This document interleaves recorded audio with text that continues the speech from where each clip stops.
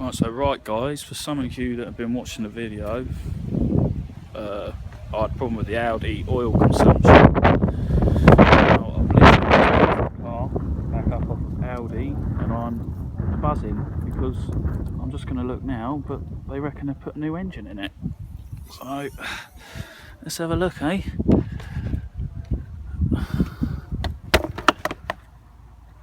Look at that, brand spanking new. New engine and block, look at that. New tensioners. Air conditioning weren't working, they've made that work for nothing. Now, I'll show you the bill quickly and what they've done. They've basically done all of this. All of that. All of that.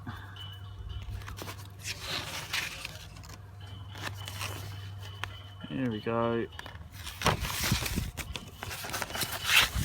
the total of the bill, £7,109.